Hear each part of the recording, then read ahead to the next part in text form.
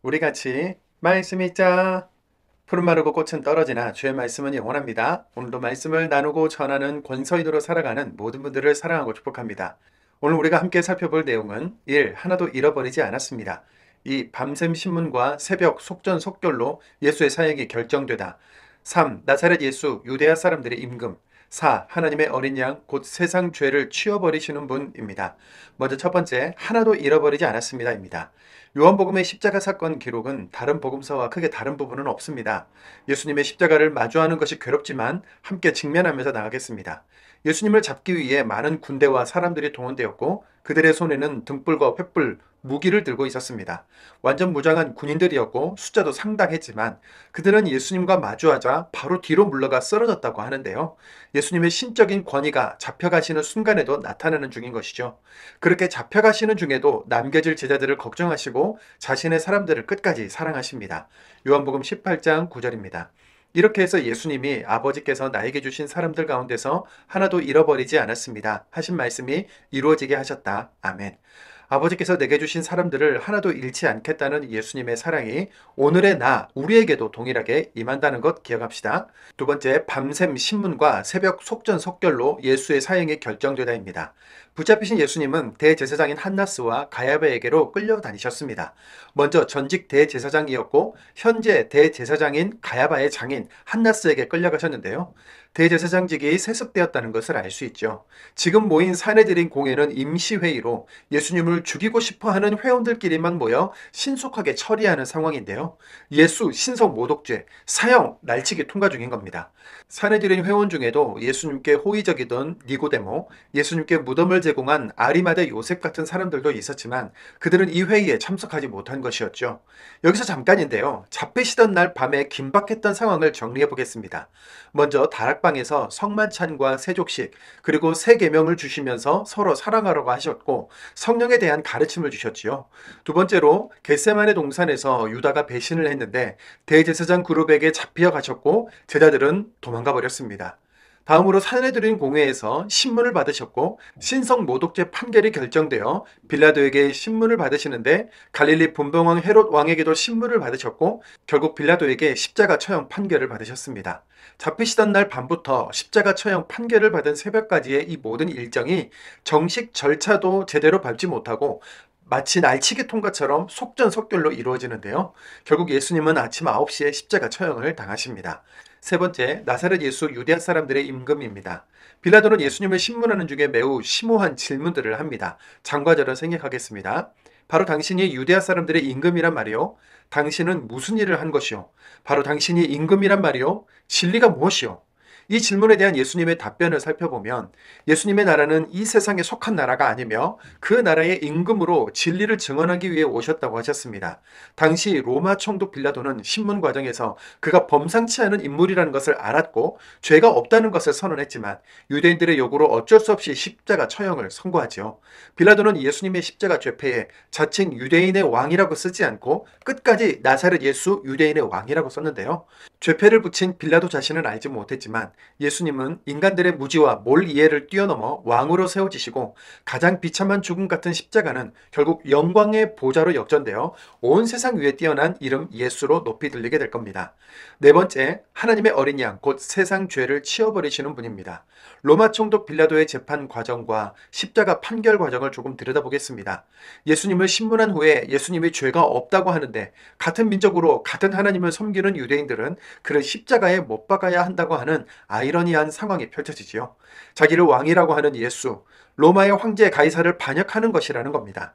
이 반역이라는 말은 결국 예수를 십자가에 넘겨주는 결정적인 단어가 됩니다. 요한복음 19장 12절입니다.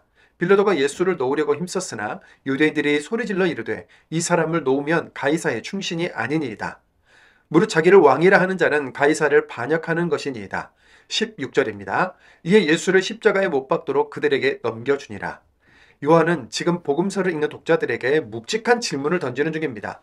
누가 유대인의 왕이냐? 무기력하게 십자가에 달리는 예수님이 정말 나의 왕이십니까? 처음 예수님의 등장에 세례 요한이 했던 말이 생각납니다. 보세요, 하나님의 어린 양, 곧 세상 죄를 치워버리시는 분입니다. 정말 주님은 세상 죄를 지고 가시는 하나님의 어린 양으로 생을 마감하십니다. 그러나 이것으로 끝이 아닙니다. 주님은 구약의 많은 예언들을 이루셨는데요. 먼저 제비 뽑는 것은 시편 22편 18절의 성취이고 목마르다 하신 것은 시편 22편 15절의 성취입니다. 뼈가 꺾이지 않으신다는 것은 시편 34편 20절의 성취이죠. 이렇게 말씀을 이루시는 예수님이 새 예루살렘에서 이루시는 하나님 나라 잔치의 주인공이 되셔서 우리를 맞아주실 것입니다. 요한계시록 22장 3절입니다. 하나님과 어린 양의 임금자리가 그 도시에 있을 것이며 그분의 종들이 그분을 섬길 것입니다. 아멘. 말씀의 성취인 십자가, 하나님의 뜻을 이루시는 십자가, 모든 것을 다 이루시는 예수님, 그분이 구약부터 신약에 이르기까지 그리고 새 예루살렘에서도 우리의 왕이 되어주심을, 성경의 모든 초점이 예수 그리스도께로 향하고 있다는 것을 볼 수 있기 바랍니다. 오늘 우리 함께 나를 위한 예수님의 십자가 현장으로 달려가겠습니다. 요한복음 18장입니다. 18장. 이런 말씀을 하시고 예수님은 제자들과 함께 나가셔서 기드론 마른 시내 건너편으로 가셨다. 거기에는 뜰이 있었다. 예수님과 그분의 제자들이 그 안으로 들어가셨다. 유다 곧 예수님을 넘겨줄 사람도 그곳을 알고 있었다. 예수님이 그곳에서 제자들과 함께 자주 모이셨기 때문이다. 그래서 유다는 로마 부대 병사들과 대제사장들과 바리새파 사람들에게 딸린 아랫사람들을 데리고 그리로 온다. 그들은 등불과 횃불과 무기를 들고 있었다. 그래서 예수님은 자신에게 닥쳐올 모든 일을 아시고서 밖으로 나가셨다. 그리고 그들에게 말씀하신다. 당신들은 누구를 찾고 있소? 그들이 대답했다. 나사렛 예수여. 예수님이 그들에게 말씀하신다. 바로 나요. 그런데 유다 곧 예수님을 넘겨줄 사람도 그들과 함께 서 있었다. 예수님이 그들에게 바로 나요 하고 말씀하실 때 그들은 뒤로 물러섰고 땅바닥에 쓰러졌다. 그러자 다시 예수님이 그들에게 물으셨다. 당신들은 누구를 찾고 있소? 그들이 말했다. 나사렛 예수여. 예수님이 대답하셨다. 바로 나라고 당신들에게 말했소. 나를 찾고 있는 것이라면 이 사람들은 그냥 가게 두시오. 이렇게 해서 예수님이 아버지께서 나에게 주신 사람들 가운데서 하나도 잃어버리지 않았습니다 하신 말씀이 이루어지게 하셨다. 시몬 베드로는 칼을 가지고 있었는데 그가 그 칼을 뽑아 대제사장의 종을 쳐서 오른쪽 귀를 잘라냈다. 그 종의 이름은 말쿠스였다. 그러자 예수님이 베드로에게 말씀하셨다. 칼을 칼집에 꽂으세요. 아버지께서 나에게 주신 잔, 그 잔을 내가 어떻게 감히 마시지 않을 수 있겠어요. 그러자 로마 부대와 그 부대장과 또 유대아 당국의 아랫사람들이 함께 예수님을 붙잡아서 그분을 묶었다. 그리고 먼저 한나스한테로 내려갔다. 한나스는 가야바의 장인이었던 것이다. 가야바는 그 해의 대제사장이었다. 가야바는 한 사람이 백성을 위해 죽는 것이 이득이라고 유대아 사람들에게 도움말을 주었던 사람이다. 시몬 베드로와 다른 한 제자가 예수님을 따라가고 있었다. 바로 그 다른 제자는 대제사장과 아는 사이였다. 그는 예수님과 함께 대제사장의 집 앞마당으로 들어갔다. 베드로는 대문겹 바깥에 서 있었다. 그러자 대제사장과 아는 사이인 다른 제자가 밖으로 나가 문지기 여자에게 말하고 베드로를 데리고 들어왔다. 그러자 베드로에게 문지기 여자 종이 말한다. 당신도 역시 이 사람의 제자들에 속한 건 아니겠지요? 저 베드로가 말한다. 나는 아닙니다. 종들과 유대아 최고위에 아랫사람들이 숯불을 피워놓고 서 있었다. 추웠기 때문이다. 그들은 몸을 녹이고 있었다. 베드로도 그들과 함께 서서 몸을 녹이고 있었다. 대제사장이 예수님께 예수님의 제자들에 대해서 또 예수님의 가르침에 대해서 물었다. 예수님이 대제사장에게 대답하셨다. 나 자신은 아예 터놓고 세상에 말했소. 나 자신은 늘 회당과 성전에서 가르쳤소. 모든 유대아 사람들이 모여오는 곳에서 말이오. 숨어서 말한 것은 하나도 없소. 왜 나에게 물으시오? 내가 그들에게 뭐라고 말했는지 들은 그 사람들에게 물어보시오. 보시오. 그들이 바로 내가 한 말을 알고 있소. 예수님이 이런 말씀들을 하셨을 때 아랫사람들 가운데 하나가 곁에 서 있다가 예수님의 뺨을 후려쳤다. 그러면서 말했다. 대제사장님께 이런 식으로 답변하는 거요? 예수님이 그에게 대답하셨다. 내가 잘못 말했다면 잘못된 것에 대해 증거를 대시오. 잘 말한 것이면 왜 때리는 것이오? 그러자 한나스가 예수님을 묶은 채로 대제사장 가야바한테 보냈다. 그런데 시몬 베드로는 서서 몸을 녹이고 있었다. 그때 그들이 베드로에게 말했다. 바로 당신도 그의 제자들에 속한 건 아니겠지요? 저 베드로는 잡아떼면서 말했다. 나는 아닙니다. 대제사장의 종들 가운데 하나가 말한다. 그는 베드로가 귀를 잘라냈던 사람의 친척이다. 내가 직접 당신이 뜰에서 그와 함께 있는 것을 보았지 않소? 그래서 다시 베드로가 아니라고 잡아댔다. 그러자 곧 닭이 울었다. 한편 그들이 예수님을 가야바한테서 프라이토리온으로 끌고 간다. 이른 아침이었다. 그들은 자신은 프라이토리온으로 들어가지 않았다. 더럽혀지지 않고 넘는 명절 음식을 먹기 위해서였다. 그래서 빌라도가 바깥으로 그들한테로 나왔다.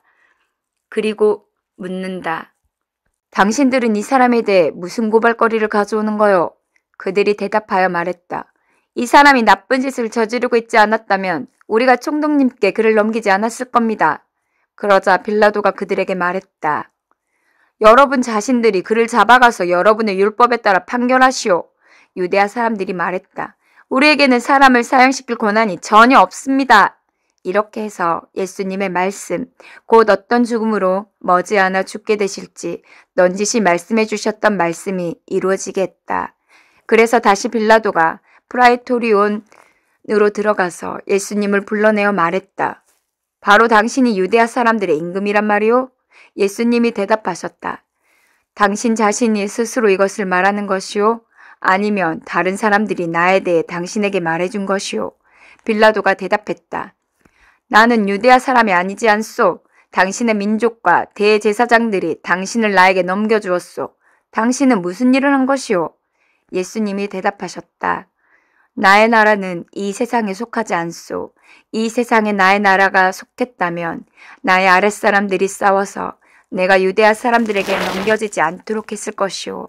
그런데 지금 나의 나라는 여기에 있지 않소.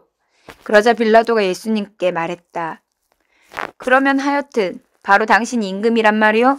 예수님이 대답하셨다. 내가 임금이라고 바로 당신이 말하고 있소. 나는 이것을 위해 태어났고 이것을 위해 세상에 와 있소. 곧 진리를 증언하기 위해 말이오. 진리에 속한 사람은 모두 내 목소리를 듣는다오. 빌라도가 예수님께 말한다. 진리가 무엇이오? 이런 말을 하고서 빌라도가 다시 유대아 사람들한테로 나갔다. 그리고 그들에게 말한다.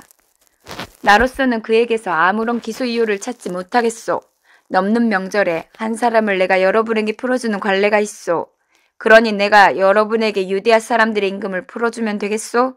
그러자 그들이 다시 이 사람이 아니라 바르아빠를 하고 소리쳤다. 그런데 바르아빠는 반란자였다. 요한복음 19장 말씀. 그러자 그때 빌라도가 예수님을 끌어다가 채찍질하게 했다.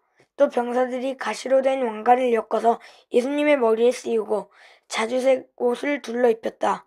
그러고는 예수님께로 와서 유대아 사람들이 임금님 만세 하고 말했다. 그리고 예수님의 뺨을 후려쳐냈다. 다시 빌라도가 바깥으로 나왔다. 그리고 유대아 사람들에게 말한다.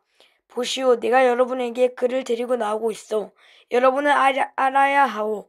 나는 그에게서 아무런 기소 이유를 찾지 못하고 있어. 그러자 예수님이 밖으로 나오셨다. 가시 왕관을 쓰고 자주색 옷을 입고 계셨다.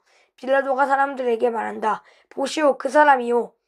대제사장들과 딸린 아랫사람들이 예수님을 보자 소리쳐 말했다. 십자가에 매다십시오. 십자가에 매다십시오. 빌라도가 그들에게 말한다. 여러분이 직접 그를 끌어다가 십자가에 매다시오. 나로서는 그에게서 기소유를 찾지 못하고 있으니 말이오. 유대아 사람들이 빌라도에게 대답했다. 우리에게는 율법이 있습니다. 그리고 율법에 따르면 그는 죽어야 합니다. 그가 자기를 하나님의 아들이라고 주장하고 있기 때문입니다. 빌라도는 이 말을 들었을 때 더욱 두려워졌다. 그래서 프라이토리온으로 다시 들어갔다. 그리고 예수님께 말한다. 당신은 도대체 어디서 왔소? 예수님은 그에게 답을 주지 않으셨다. 그러자 빌라도가 예수님께 말한다. 나에게 말하지 않는 것이요. 나에게는 당신을 풀어줄 권한도 있고 당신을 십자가에 매달 권한도 있다는 것을 알지 못하시오? 예수님이 그에게 대답하셨다. 나를 거스를 권한이 총독에게는 전혀 없소. 위로부터 총독에게 주어지지 않으면 말이오. 이 때문에 나를 총독에게 넘겨준 사람의 죄가 더 크다오. 이런 이유로 빌라도는 예수님을 풀어주려고 애를 썼다. 그러나 유대아 사람들은 외쳤다. 이 사람을 풀어주신다면 총독님은 카이사르님의 친구가 아닙니다. 자신이 임금이라고 주장하는 사람은 모두 카이사르님께 대적하는 것입니다. 그러자 빌라도가 이런 말을 듣고서 예수님을 밖으로 데리고 왔다. 그리고 재판석에 앉았다. 재판석 있는 곳은 리토스트로토스라 불린다. 히브리 말로는 가바다이다. 넘는 명절을 준비하는 날이었고 시간은 낮 12시쯤이었다. 빌라도가 유대아 사람들에게 말한다. 보시오, 여러분의 임금이요. 그러자 저 유대아 사람들이 외쳤다. 없애버리시오, 없애버리시오. 그를 십자가에 매답십시오. 빌라도가 그들에게 묻는다. 여러분의 임금을 내가 십자가에 매달아야 하겠소? 대제사장들이 대답했다. 가이사라님 밖에는 우리에게 임금이 없습니다. 그러자 그때 빌라도가 예수님을 유대아 사람들에게 넘겨주었다. 십자가에 매달리시도록 한 것이다. 그래서 유대아 사람들이 예수님을 넘겨받았다. 예수님은 몸도 십자가를 메고 나가서 해골 모양의 장소라는 곳으로 가셨다. 그것은 히브리 말로는 골고다라고 한다. 그곳에서 그들이 예수님을 십자가에 못 박아 매달았다. 예수님과 함께 다른 두 사람을 이쪽과 저쪽에 매달았고 그 가운데 예수님을 매달았다. 빌라도가 제명의 패에 적어 십자가에 붙여두었다. 나사렛 예수, 유대아 사람들의 임금이라고 적혀 있었다. 그래서 패에 적힌 이런 제명을 유대아 사람들 가운데 많은 이들이 읽게 되었다.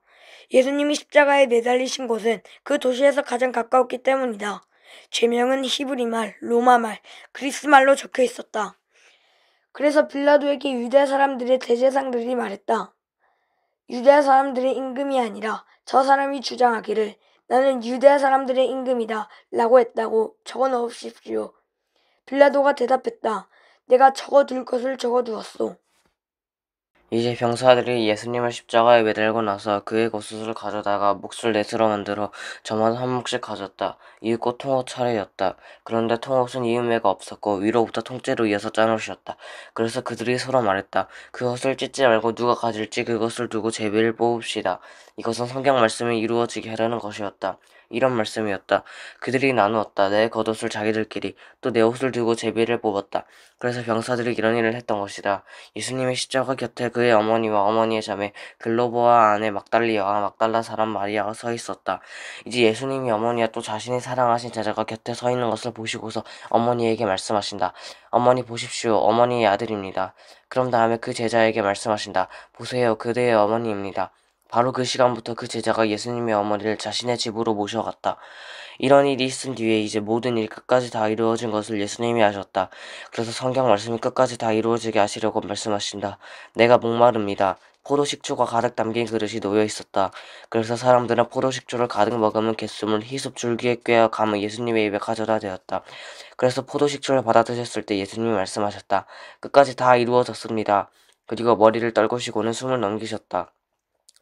그날은 유대아 사람들이 안식일을 준비하는 날이었다. 그래서 안식일에 시신들을 십자가에 달린 채로 두지 않기를 바랐다.